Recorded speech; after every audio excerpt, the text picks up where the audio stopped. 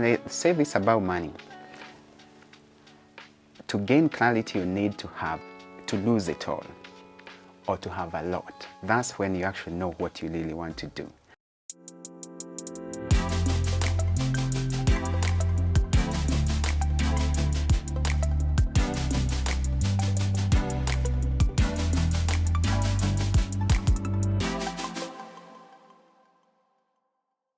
Mr. Peter Kironji.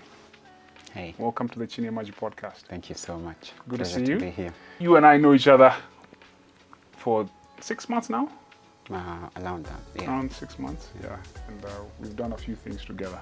But it's good to do something else, a podcast. And the purpose of this podcast, Peter, is just to kind of share entrepreneurs' experiences with the rest of the ecosystem so that people who are coming behind you can actually learn from your mistakes and successes, our mistakes and successes, and also just to give a voice to our ecosystem so we can tell our own stories and not let other people define what building a startup in Africa is about. Sindio? Yes, yes. So it's really good to have you, and you're the CEO and founder of TWIVA, co-founder or founder? Co-founder, of yes. TWIVA. Yeah. So what do you guys do?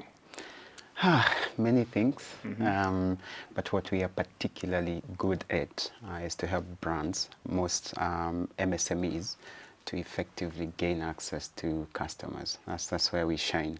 So we do that by working with social media influencers to market and to sell their goods and services. So that's how we create value for these businesses. And we'll dive into that a little bit more, into the technicalities, how it works, but I thought we'd just kind of talk a little bit about who you are, what you do, and then we can dive into that.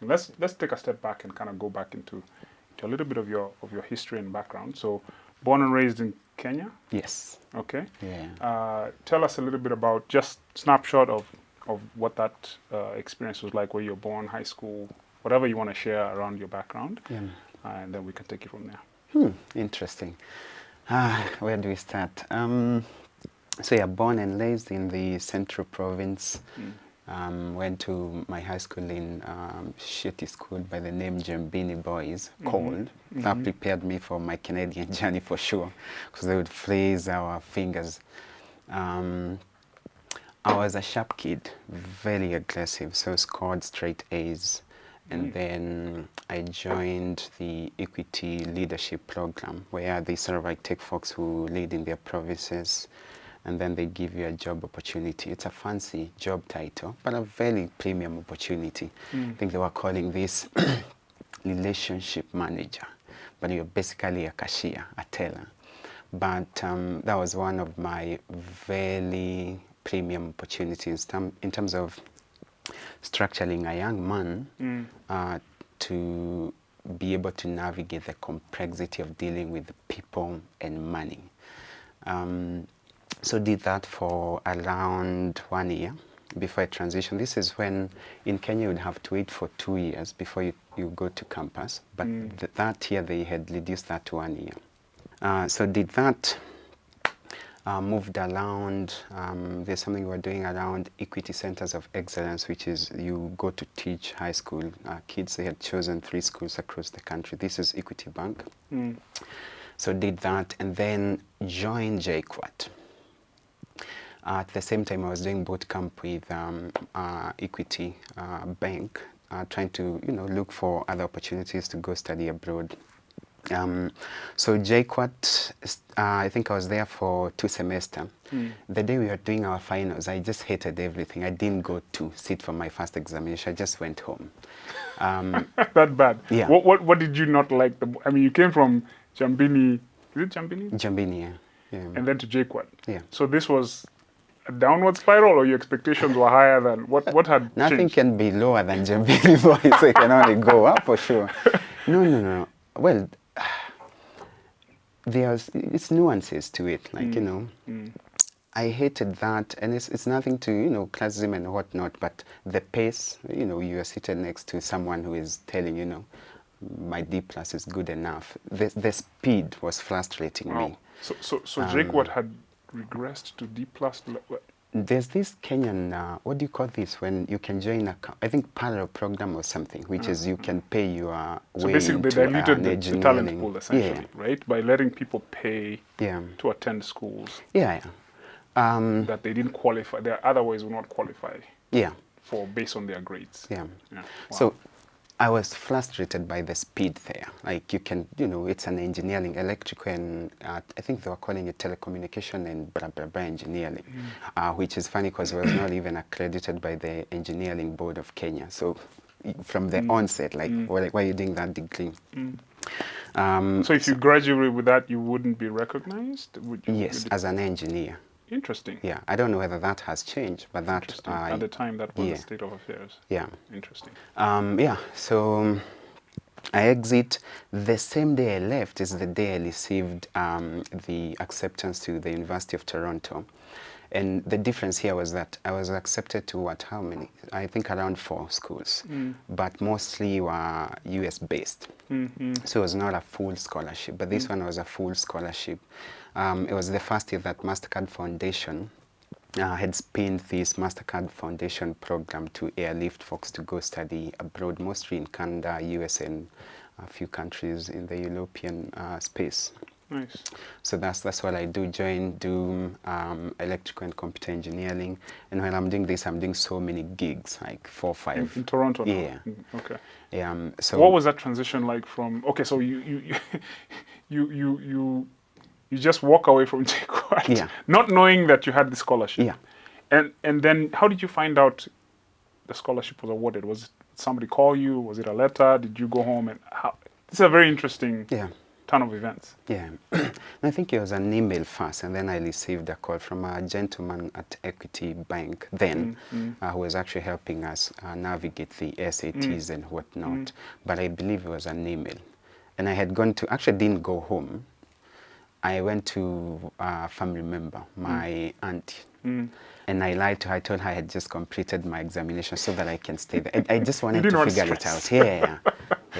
Because that would have opened up a whole kind of worms that you didn't want to deal with, right? Yeah. You're kind of... What was your plan? Were you planning... I mean, you don't do your... You walk away from doing your examination, and then what were you thinking? What was in your mind?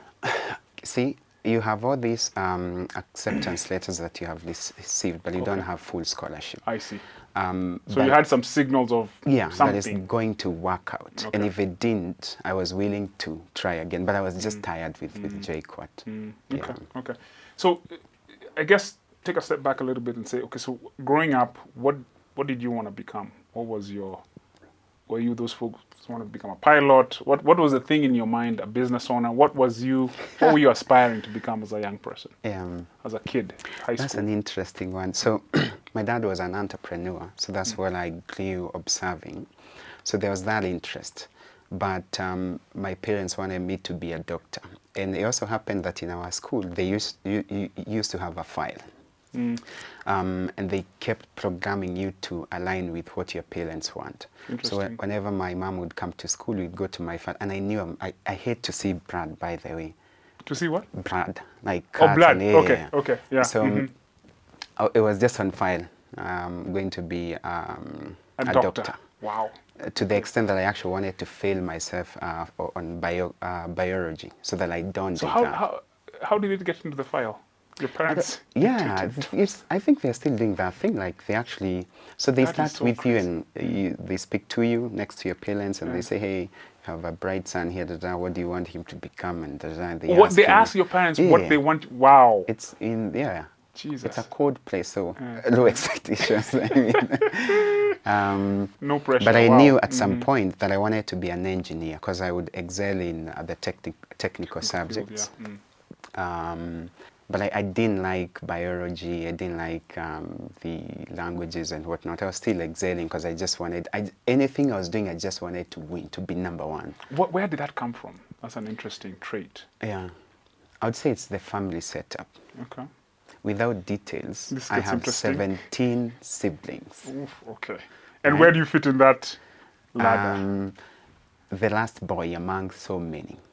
Because there's nuances to that, and after me is 3 sisters. So you want to be very aggressive, and as you mature, You want to protect, to lead the system. There's just something there. But before me is a line of boys, a lot of masculinity, a lot of energy, a lot of competition. So I think it came from, and again, the dad is an entrepreneur. So that environment is sort of like what shapes that, to want to be the number one. Amazing. And knowing you, just spending time around you, there's that fire.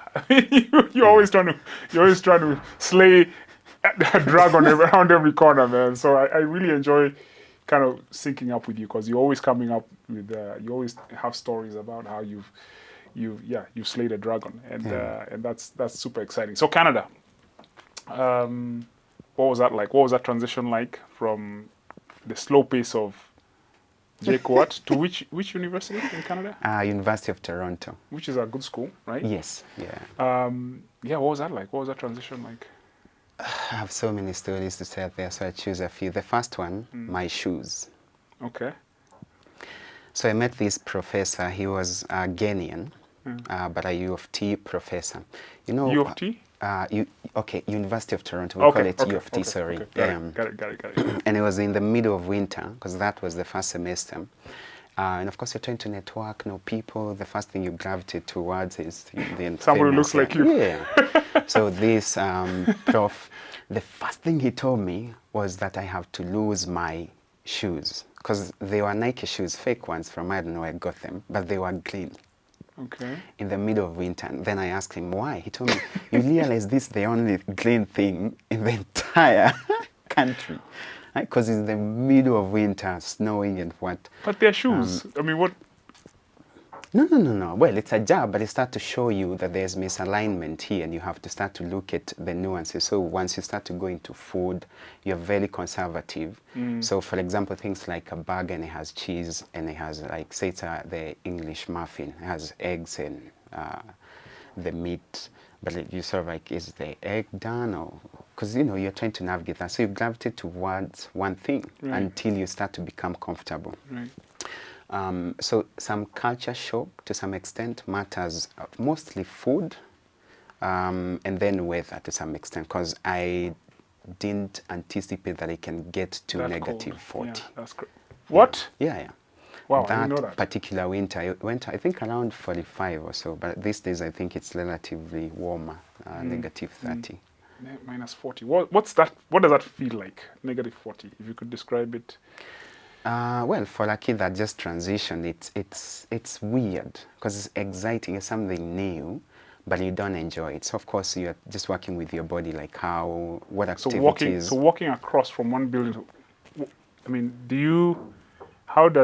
because negative 40 is even hard to imagine, but I've never been in that type of environment. Fortunately for me, I was in California, so we didn't have that problem.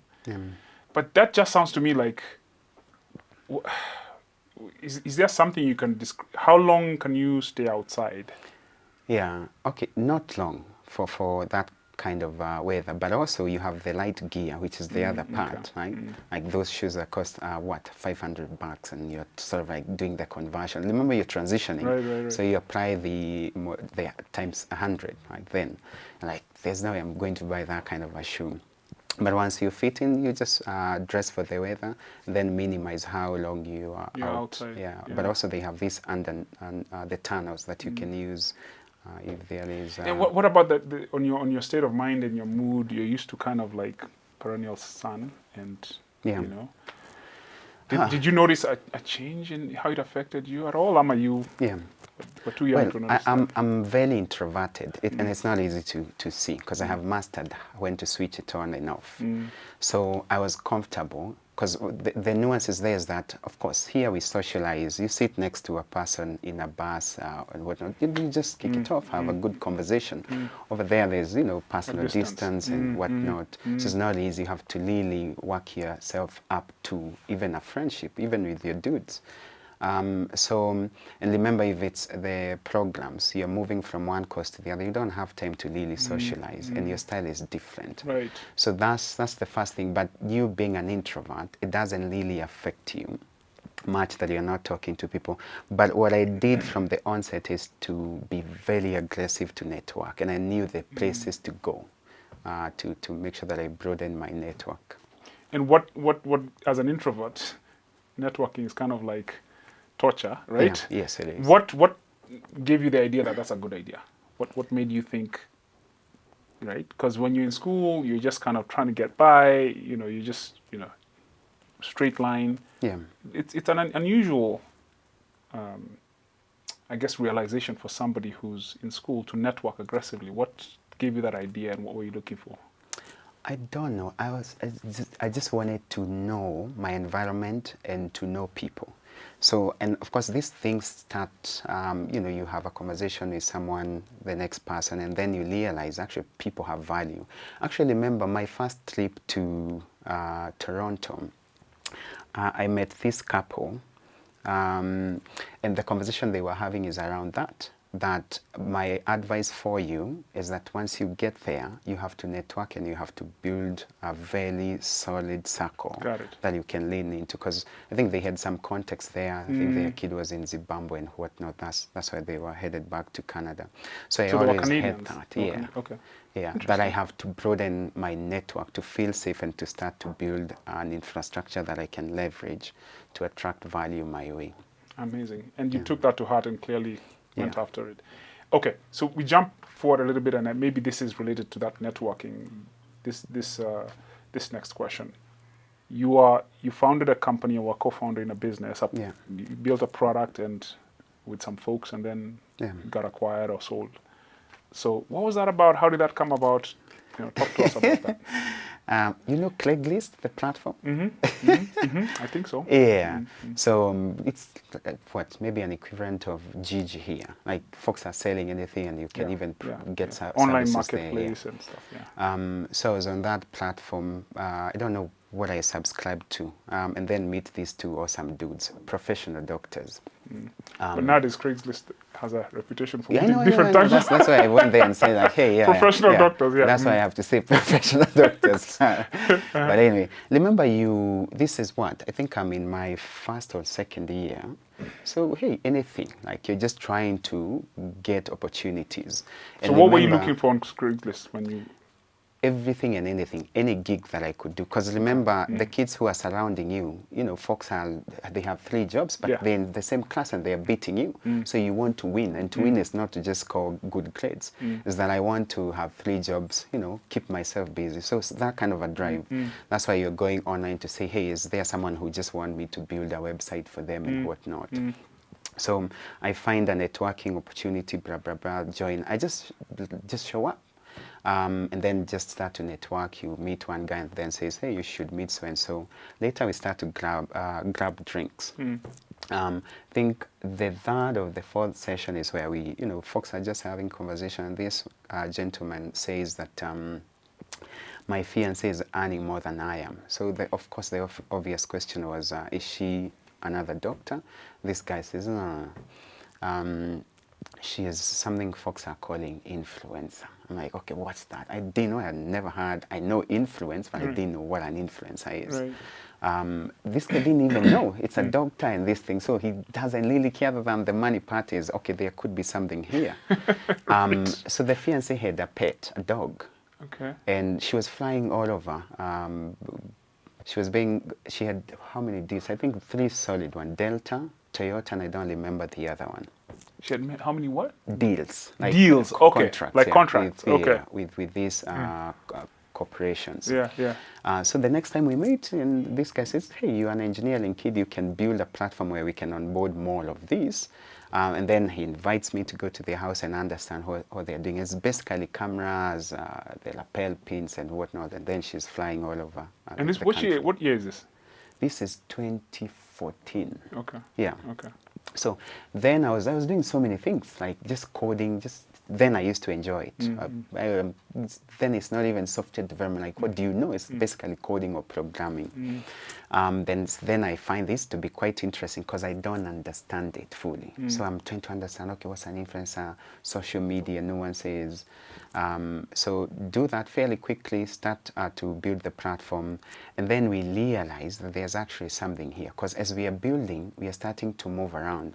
Most was like the nightclubs and nightlife in terms of where we were trying to create value for, which is mobilize people to attend So she was promoting events, clubs, stuff yeah, like that. clubs and whatnot. Right, interesting. We are still building the platform. So when we notice that there's actually an opportunity here, we say, okay, let's actually onboard engineers who can help us build this thing and do it fast. So we do that fairly quickly. Around 6 months, we have a minimum viable product that we can start to test, move around, and ask folks. Then we just launch. It took off within, I think, 3 months. You show up and people know you. And remember, for me, I'm still on campus. That's something different for me. Like, I start to be really drawn to this entrepreneurship and this thing. And then, yeah, we started there and then started to serve all kind of manner of brands. We are pushing financial products, services. And so just describe what the platform was. Yeah. What was the platform? Nothing fancy. It's just a marketplace, a two-sided platform. So you have the brands and you have the influencers. Okay. And the responsibility there is just to connect both. Right. So number one is that there's the two databases folks can choose. If it's the brand, what influencers do you want to work with, and the other way. And it was just sort of like it's just like they are pushing campaigns and influencers are selecting that. I would call it sort of like what most platforms in Kenya are. Your Wowzies and your influence. Just an infrastructure to connect the demand and the supply side. And then it was not even heavy tech. Interesting. And so when you say it took off, describe what that means actually. Yeah. I guess the numbers. Yeah. So again, mostly it was the small businesses, because you are medium enterprises and above, they don't really need this then, because folks didn't even understand what this is. So took off was, there was a referral program that was baked into the product that you as an influencer, you can invite others. So that was the first thing that shot. I think we had like 5,000 influencers, and these are solid influencers. And because it's it seems like early for even the whole influencer thing, but the idea that there was 5,000 of them, if you could help us understand the difference between an influencer then and an influencer now, I mean, are they the same? How would you, in terms of audience and reach and whatever way you would describe that, right? Because 5,000 influencers back then seems, it wasn't even, I don't know, right? It seems early. Help us. So here's the thing though. Back then, and I saw the same thing in Kenya when we started TWIVA. These were the genuine influencers, the good, credible influencers, because they were not doing it to monetize it. They were doing something they were good at. Got it. Right? So then when you present an opportunity to monetize that, of course they're going to jump on that opportunity. But then it was sort of like, hey, these guys are creating good content, but they don't know how to monetize. And that's why the first thing that we figured out was how to onboard influencers. And that's easy because it's just blasting the same platforms and saying telling people you can actually monetize what you're doing. And then within the circle of these two gentlemen, they were quite well connected, so they could activate networks of those small databases. And then spin an event, and then these influencers told, hey, you can actually come with up to 5 of your friends. So that's how we built the database fairly quickly. And then on the business side, we didn't actually need a lot of businesses. I think we had like 4 businesses when we were starting, the ones that were willing to test this with us. But the budgets was, they had good budgets to allow us to actually pay these influencers well enough for them to then leverage the referral program to onboard more influencers. And then what happens, right? So you've got this thing is taken off. Yeah. What happened next? The first thing is the founders. Like we always, when you're surprised by money, because we just jumped into it, which was the first mistake I made. You're excited as an engineer, build. Then it gets to a place where now folks realize what you have. That's a weird conversation, which is a mistake I promise myself I'll never walk into again. So then my equity position is quite squeezed. You're an engineering kid, Wow. And then, so there's those dynamics. We start to fight, this guy leaves. The same game. But then it settles. So somebody left? Yeah. So it was initially it was 4 of us. Fox never count the guy that left, do they? So it was 4 of us. Yeah, this gentleman, quite interesting. He was an MBA graduate and blah, blah, blah. So we were trying to position him. Remember the 2 doctors, they don't have the business skill set, and I'm an engineer, so I'm the builder. So we're trying to, activate someone here that can be a co-founder and then be the CEO. The CEO, yeah. But it didn't work out. Where did that guy come from? He was one of the doctor's friends? Yeah. It's the same circle. Same circle, Yeah. okay. Interesting. So you must have been the youngest person here Yes. by a country mile. Yeah. Right? Yeah. And wow, so what happens then? So this guy leaves, your equity position, you're kind of squeezed, which is just part of life and learning. Yeah. And then what happened? Then I think we just settle down and say, actually, we have something here, let's just focus. Okay. And my 2 doctors are still conflicted. Do we take the business route, or do we, Keep doing medicine? Yeah, medicine. And there was that sharp friction point. Interesting. Yeah. So they were doing this part-time, obviously? Yeah, part-time. Everybody is doing this part-time, other than a couple of folks we had hired. Okay. And we are still working with WeWork. Then it had not collapsed, like in terms of the space and whatnot. And that's what will inform why we did the exit fairly quickly. Because from where I sit, I think we would have gone the distance and actually create and capture more value than we did. But they were always conflicted, like, do we go the distance or nobody was super committed to make that leap. Yeah. And good luck, Peter, with your tiny, little, minute equity position, trying to convince these guys when the opportunity comes that we have to sell. So the person who acquired this, the company that acquired, we had actually approached them as a client, served them for, I think, a month and a half, and then they started that conversation. And I think they were smart enough to sense that we were actually collectively, the energy was that we want to exit. They could smell it on you guys. You were not driving it, right? Yeah. You're part-timers, in a sense. Yeah. So that then is fast-tracked fairly quickly. I think within 2 months, the deal was done. Wow. And we exit. And it's interesting. When you're doing these things, it's, you're excited. You start to have these mental models of what you can do. The day you exit, you feel empty. Interesting. So then for me, I just say, I think then this is when I'm in my final year. I just decide to focus on school and complete, because then I was doing so many things. So my grades were not so well in, say, second into third year. So I was trying to take the electives and take a lot of Swahili classes and whatnot to boost my engineering degree. So I just focused on that, So you then can finish. graduated. Yeah, so fantastic. I mean, that's all in 4 years. You launch a product. First of all, you network. You meet these doctor people. You build a network of people you start a business with. Yeah. It wasn't even it was a product. It was a product. It wasn't even a business. Product. Yeah. And then you acquire all in 4 years, and you graduate. And then now what? What was the next step? So the friction point, well, I was good. Like, I was not insecure. Will I get an apartment? Blah blah blah. I was good. I was very stable. Yeah.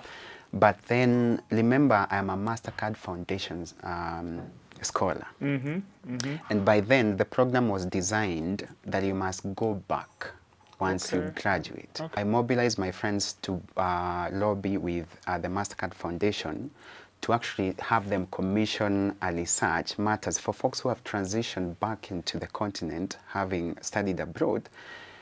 What value did they contribute once they transitioned back? And they did that. Actually, that report is online, which is some folks stay there for 3 years and then transition. After school? After school. Okay.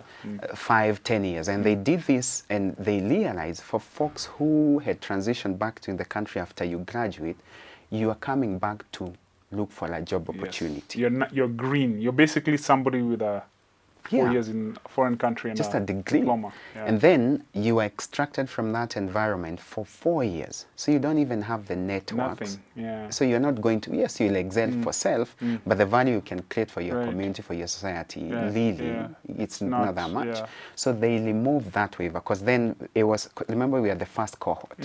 You're supposed to graduate and then a flight is booked for you, go back to Kenya.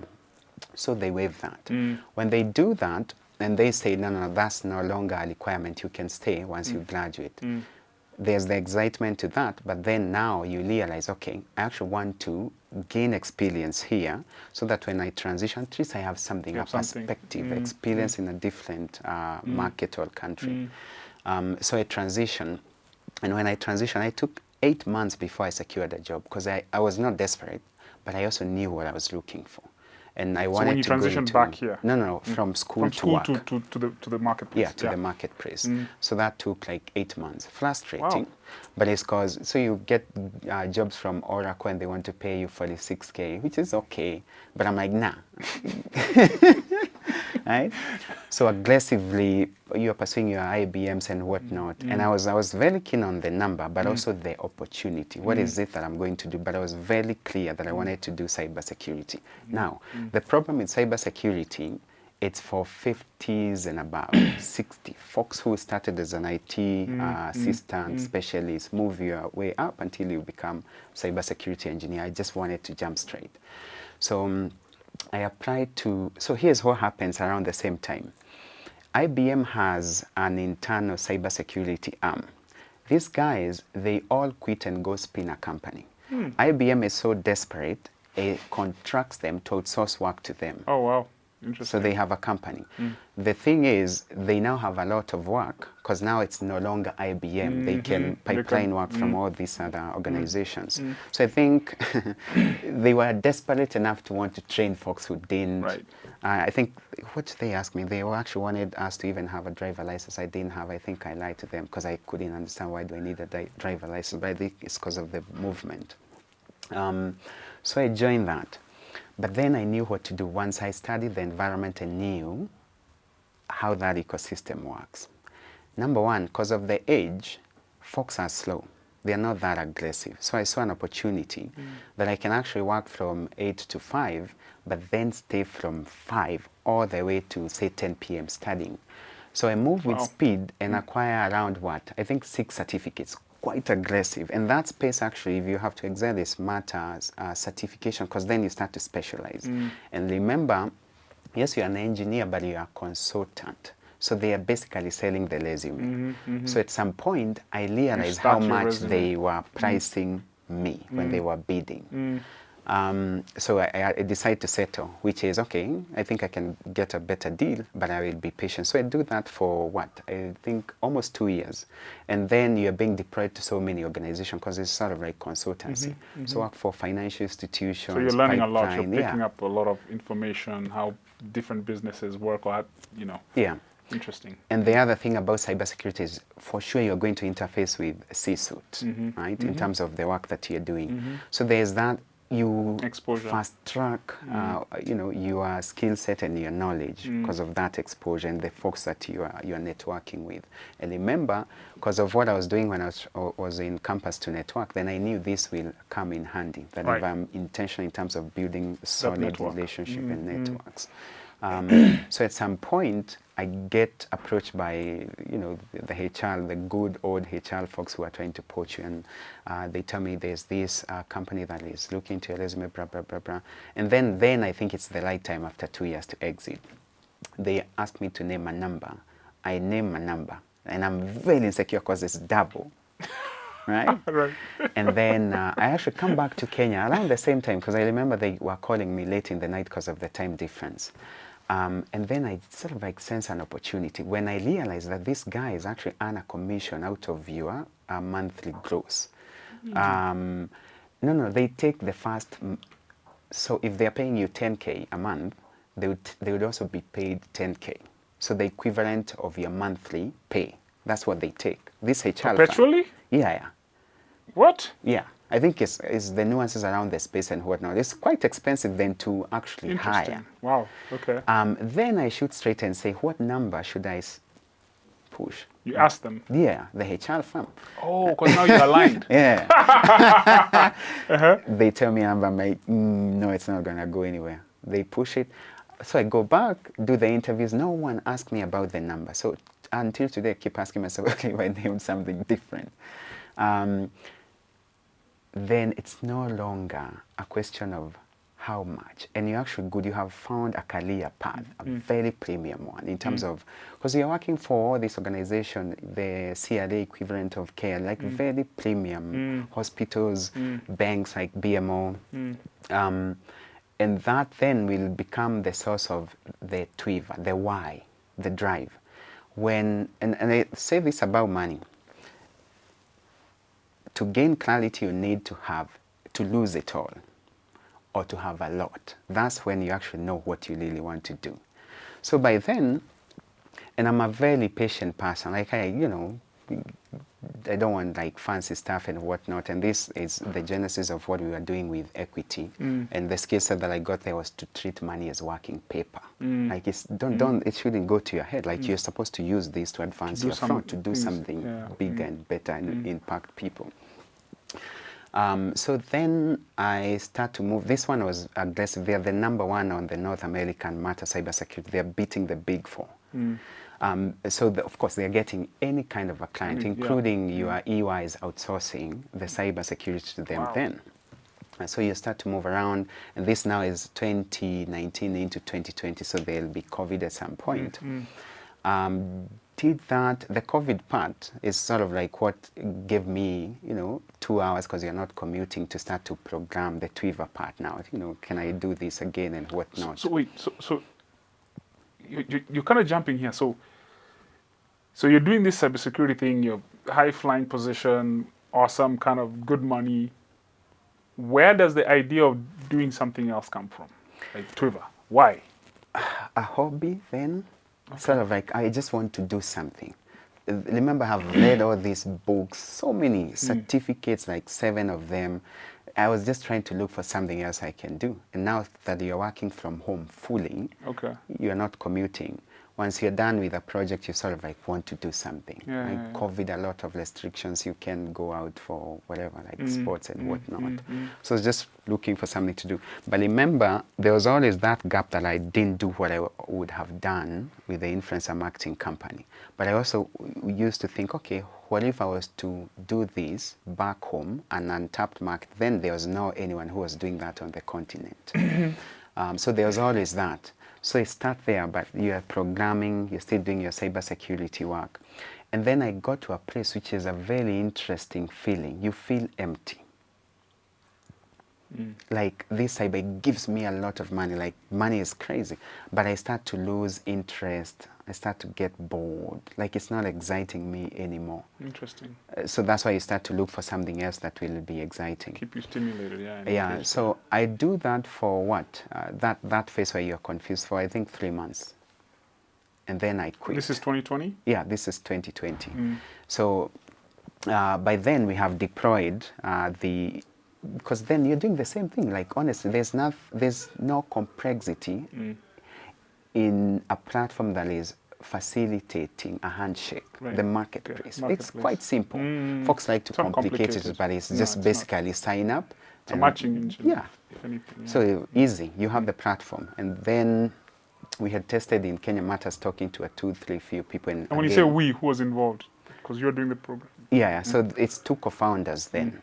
So myself and my co-founder, Esther. And how did you meet? Who is she and how did this come about? Was she in Toronto with you? Ama she was here? Ama? Yeah, so same circle. So she was in the Equity Bank, the same program where you are cashier, then leverage the same infrastructure for bootcamp, SATs, and then it happened that we went to the same school. Interesting. So you guys were in Toronto at the same time? Yeah. Okay. So how did they... Okay. What was she doing? How did the idea of, hey, come, let's do this thing together come about? How did that conversation come about? Yeah. So I'm still an engineer. In my head, I'm like, okay, I still need someone who is in the business world. And she's doing finance and economics. And of course, you're sort of like within the same friendship circle. So you're having this conversation. And also there's that alignment of MasterCard, there's something they used to really do there matters. You have to go back. Now they're not forcing you, but they are showing you that you must go back and give back, which is, hey, once you stay here for 3-5 years, you must go back. So there were so many conversations around that MasterCard topic. Foundation scholars, like what is it that we are going to do when we transition? So it just happened that we had the chemistry to actually strike a deal and say, hey, let's co-invest here and actually build something. But we are doing it on the side as a hobby then. Right. Yeah. So after the 3 months, the 3 months is where you were kind of like checked out of your work. So why, and then what? So I quit and then start to So you quit focus. your job? Yeah. Wow. Okay. So I focus on this, but I'm still based in Toronto. So then we are now starting to hire people. We're at iHub. And this is self-funded from pocket? Yeah, because of the exit, there were resources to actually bootstrap and not have to go through the chaos of fundraising and whatnot. But the moment I decided that this is what I was going to do, then I had to be quite aggressive. So that's again where the So when you quit your job, that was the same. So those two things it was the same inflection, right? Yeah. Right. I'm gonna quit to do this. Yeah. Okay. Yeah. And remember, there's some details I'm omitting there. For example, there is you see an opportunity for a grant for it's just 4,500. Then I'm thinking, oh, good Lord, I can, someone is footing the bill to host the platform, but it's still good money. It's still good money. To test. Takes you to the next. Yeah. milestone. And then find an opportunity here in Kenya to compete. This is the FCDO through Kenya Catalytic Job Fund. I think it was on KTN and Fox are competing. So pitching and competing, that's what I like. So I apply, go through the processes of stage 1 to stage 10 and whatnot, and then I had to come pitch in Kenya physically. So and for me, I had everything to lose because I had decided that this is what I was going to do. So of course I gave it all. That's amazing. But you're at the beginning of a career, so maybe you thought if it doesn't work out, you could always... No, honestly, I never go into anything with that mentality that it's not gonna work. Of course, I will be humble enough if I do fail. Right. And I know it sounds arrogant, but with everything I have done in my life, I honestly have not registered a failure that I would point. Maybe it's perspective and whatnot, but yeah, I was not starting TWIVA to test anything because then I have done my But research. you had already succeeded at it. Yeah. Right? So you knew it can work. So The there was chances no were doubt. very right? high. Yeah. Okay. Yeah. Awesome. Of course, there's all these things like you can iterate or pivot. There's all this, but I was actually saying that I'm going to Your get this conviction done. level was super high. Yeah. Yeah. Okay. Cool. Awesome. So come win that competition fairly. That's 100 Gs. Then USD? you know, Okay. euros actually, 100K euros. Oh, okay. Even more. So then you actually know, okay, now I can pace myself because again, as an engineer, I like to build something, not this PR that folks are moving around shouting, but you don't have the fundamentals, the core fixed. Right. The product. The product, like what's the value that you are creating, so that we can discuss that you're going to capture out of that you're creating. Right. So I pace myself. It happens at the same time, other people, of course, that's the market dynamics, they're seeing the same opportunity. Ideas kind of are like Yeah. tuning forks, right? People kind of hear the same thing and yeah. So this is when you're starting to have competition coming into the space, because they are catching up. The genius move is you take the PR out.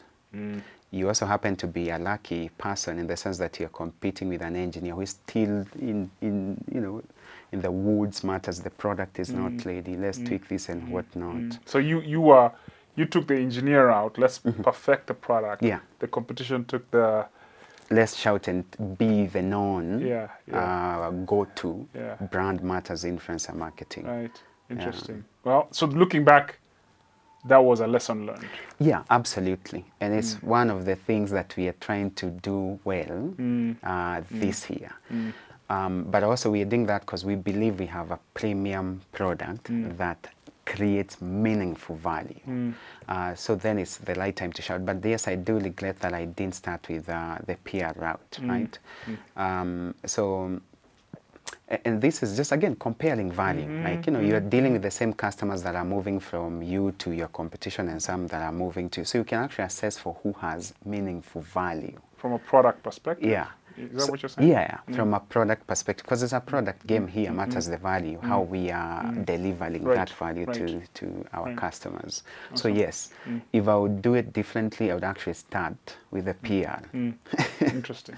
Yeah. Yeah, I mean, given that your product chops are super strong, I mean, it wouldn't hurt, right? If you did the PR thing, I'm assuming if you could still keep the focus on the product, you would nail it. And it's always about, you know, doing those two things effectively, in the right order, in the right sequence.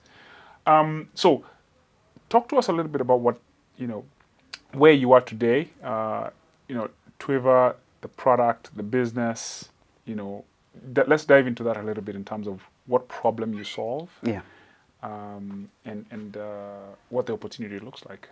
Absolutely. And maybe, you know, sort of like the TWIVA we have today, of course, it's not the TWIVA we started. So there's some iterations there and transition in terms of... so what did you start with? We started with influencer marketing, which is just connect a brand and an influencer.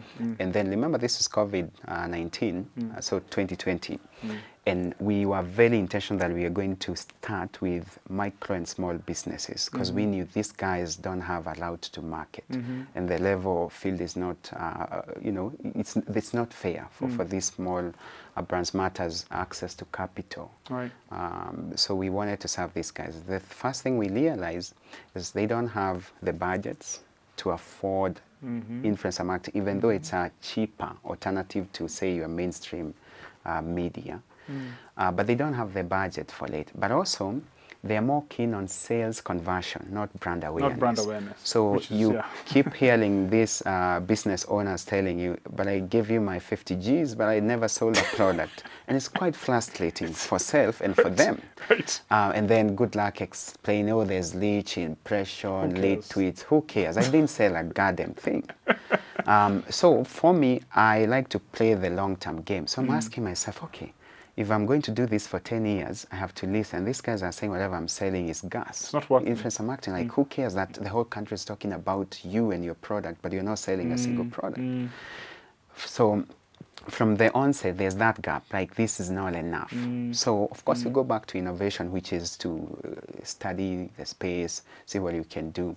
Because of COVID-19, you have business wars with your Amazons and Facebooks, in the sense that Amazon is starting to advertise on their platforms, so they are taking the advertisement dollar from your Facebooks and whatnot. So then the Facebooks and the Googles think they can flip that and also have the shops now, whatever the TikToks and the things were just evolving so rapidly in that space, right? So then I see an opportunity that if Instagram is going to have a storefront, Facebook is going to have a storefront, then I can be the infrastructure that connect that business to these stores, and I can do that because the creators will own the storefronts. So then if I allow that business, the influencers, because the platform calls them whatever creators, and by that I mean they can have a storefront, businesses and creators, the influencers. So then I see an opportunity to now leverage the same infrastructure, but now to not just market through the influencer, but to sell through the influencer. So you're working with them as resellers or sales rep, but then you have to build the infrastructure to move products on these platforms. And when you say move product, you mean just, what do you mean by that? Because moving product could be physically or digitally? Digitally. By that I mean, so because how it works today is that the business would list a product, and then these products are exposed to all the influencers on the platform. They select what they want to sell, but you can also do the product influencer matching. That's why you can leverage a lot of technology, because you're pulling data points from social media platforms and you have the data points around the brand and the product. So it's very easy to come up with models that can actually match the product to the likely seller who is an influencer. But then the moment they select that product, one-click solution, can you move that to their Facebook account, their Instagram account, their Twitter account, so that if I see it on Facebook, on Instagram, I just need to click and then go to the checkout process and then transact with that business. So that's the opportunity we saw. And that has become the TWIVA today as an influencer-driven social commerce platform. So that you are doing the influencer marketing part, the marketing, but also the sales. This way, now you can quantify the return on investment when someone pays you 50K. Right. And then you are driving meaningful value that actually this guy sold and has a GMV of this number, right? So it's very easy to articulate value when you're even pitching to these businesses. Because the problem with the influencer marketing, and that continues to date, many would argue that they are digital billboards, that anything goes, and you're not committing to numbers, because guess what? Even tracking metrics that have value, you don't. So what do? They'll have to set the vanity metrics, which is the likes, the views, right? The stuff that doesn't move the needle for real business at the end of the day, unless you're an established brand and you're doing some other reason why you're doing that. How have the, I guess, content creators, influencers responded to this evolution? Yeah, I would say it's initial stages in terms of awareness and adoption, and the less, because now they're being held accountable. Oh yeah, that's it actually. The resistance. So actually, we have not focused on the influencer side matters influencing this. You just need to look at how money moves, who has the wallet. So then, if you convince them that actually you can do influencer marketing, which is the businesses. Yeah, the businesses. Or I can give you a better way that you can actually drive value for sales. Because, for example, the social commerce business model for us is actually, we can only capture value if we create for you, because it's a margins game. Right. So you list at a wholesale pricing point, we sell at retail recommended pricing point. The value for us is that margin, which is now more sustainable for you as a business, because we have to create value before we capture. And traditional influencer marketing has that problem, is that you're paying that influencer and hoping to God that they may create some form of value to you. That Eli Commandi is talking about your business tomorrow morning. But can you tie that to real revenues? But today, and there's also another gap within this market. There is the integrity part. So yes, sometimes we'll execute a very premium campaign, but do you think the client is going to tell you the accurate number in this environment, this market? So there's those nuances. But now if you have the infrastructure for e-commerce, transactions are happening on my platform. So if we sold 2 cups for you, or 5 bottles of whatever, shampoo, we'll know that that's the value we created for you. But that said, it's still nascent. So we still need to invest, to innovate, to go the distance before folks can really take this up. Essentially, this is it's very similar to Shopify, but with the influencers, right? Essentially, so Shopify started by just enabling sellers, right, on their platform. You're looking to convert influencers to become sellers, right, in a sense. But does it have to stop there, or what are the thresholds of somebody being an influencer, right? In terms of reach, from your assessment. And I hope, because I think that has gone down a little bit. I hope not to be influencers or whatever. Look, this town is full of BS, right? So I'm glad you said it, but I agree with you. True. So this conversation, I'm actually hating it these days. When people ask you, okay, what type of influencer? And we have these beautiful terms like nano influencer, micro, mid-tier, mega, celebrity influencer. Right? Now we have community influencers. Okay, interesting. It's a good, I don't know whether I can go there, but I call it intellectual masturbation, having a conversation for the sake of it, right? But in terms of value, I don't think we should be discussing the type or who is an influencer. To me, it's very simple. Can you influence? Then we discuss what influence is. Can you convince someone to buy something? But anybody can do that, essentially. So so from that point, then you don't need to talk about an influencer and who they are, right? but they are still, you can classify them in terms of their numbers. Because when folks are having that conversation of nano, mega, they're basically discussing the number of followers. Right. Like someone was asleep and they just clicked on the follow button. That's now a number that you're actually using to quantify. But let me ask you this: so, have you, given this new model, maybe I don't know if you've tested it out already?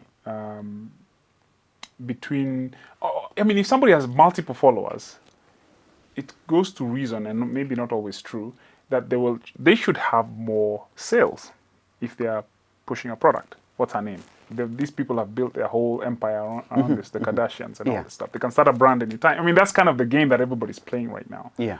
Right? Especially, in fact, it's very true. Those folks in the Kardashians, there's this guy who came to build wells in Kenya. What's his name? Mr. Beast. Mr. Beast, right? I mean, he starts businesses because he's an influencer. He puts products out into the market. Yeah.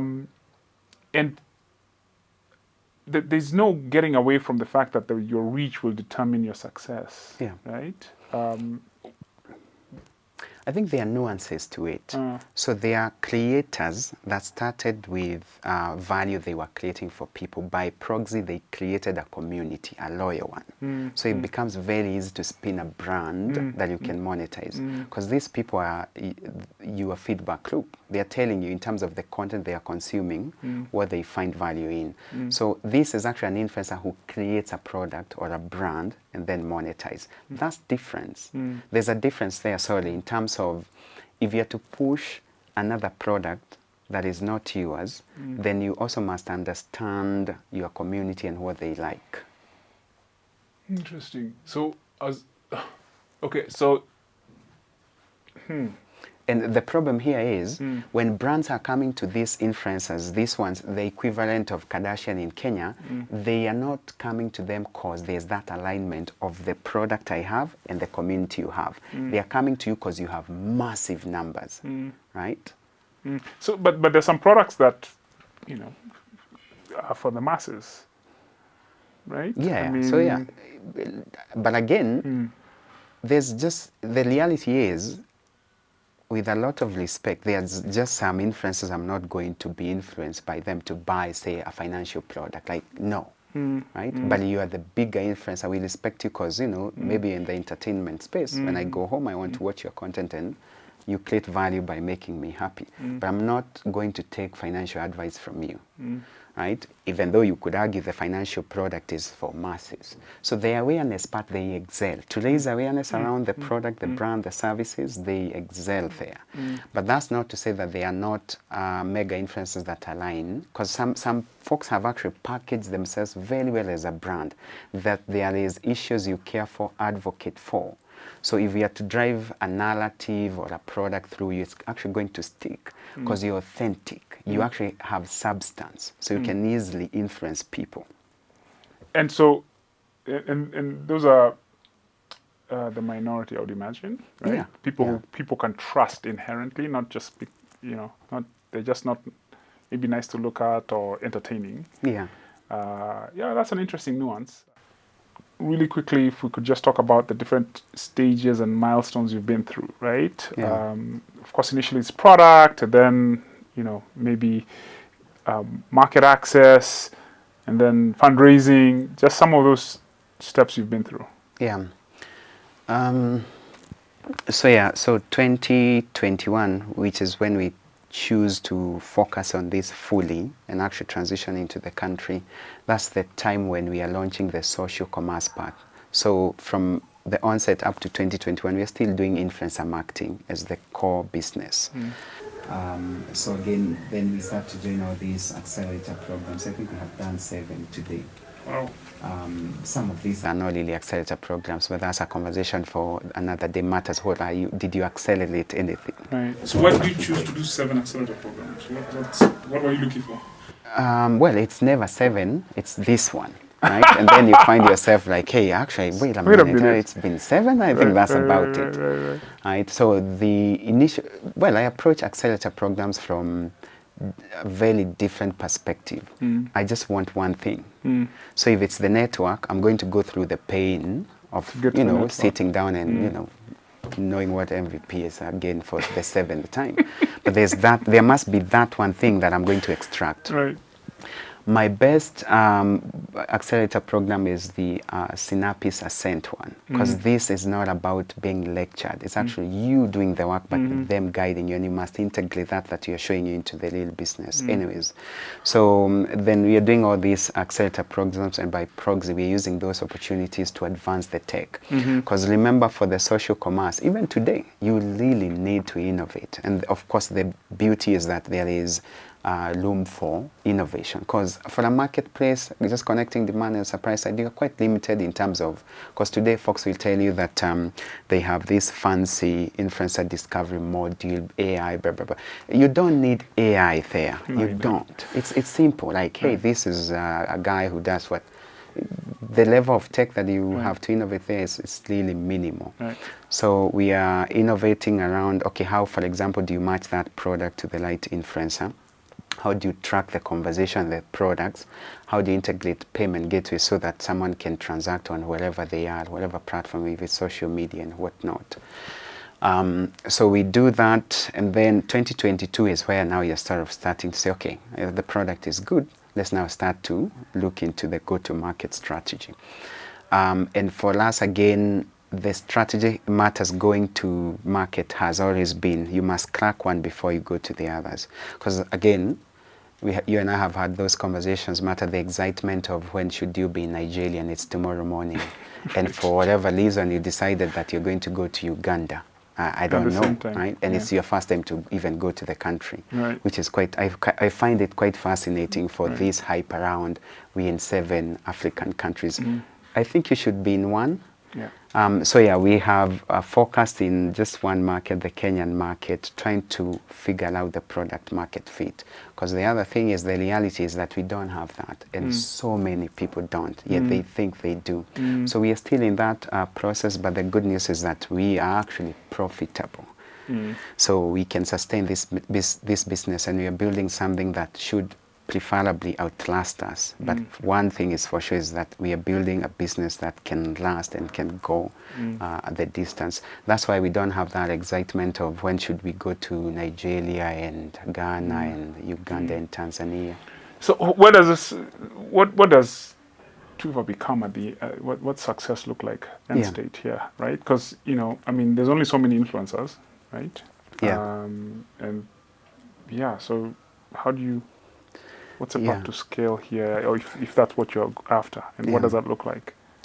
I think in the long run, whether it'll be us, the current team, or someone else who takes up what we are doing with TWIVA and takes it to the next stage, I think to call TWIVA, in terms of the stage we are in, an influencer marketing platform or a social commerce platform, is to miss the opportunity that this can be.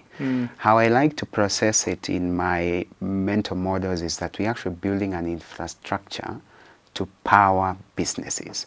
So long as the goal is to help them to effectively gain access to market or customers, there's so many things you can do. So today, if you sign up on our platform as a business, you can actually learn your business end to end. Because we are giving you the storefront so you can sell directly to your customer as a business. We give you inventory management, order management, payment gateways, all are integrated so that you can easily transact with your customers. We give you financial services because now we can embed finance on the platform. If it's influencers, we are giving them asset financing through partnership, but it's through that platform that is powering all these things. And then logistics and fulfillment is also baked into the product. So we can power your business by you just being on TWIVA without even giving you this engine, the resellers engine, sorry. And then on the influencer side, that's where we think we can have the multiplier effect, the network effect. Because it's that one brand that is being pushed by thousands of influencers, and they have, say, 3 social media platforms. So you start to see how this multiplies in terms of digital footprint, and also a higher chance of sales conversion. So how I like to look at it is that we are building an infrastructure to power businesses so that they can effectively gain access to market. So if it's things like content, if you look at the data, and there's a report that was done by, I think they are known as Caribou and MasterCard Foundation recently. They were looking actually in Kenya in terms of digital adoption. How many micro, small and medium enterprises, businesses are on, say, on Facebook, Instagram, what are they doing with that? It turns out we actually have a lot of businesses are on these platforms, but they are dormant. They don't even post because of so many reasons. Some don't have the skill set, the capital to maybe hire someone who does that. Also the appreciation of digital. Some folks don't really care for Facebook and Instagram.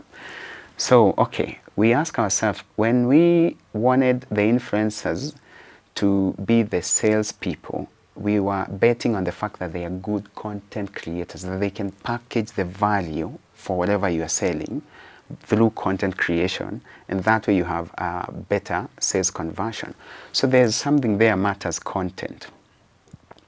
Now you have your large language models, your AI and all the hype.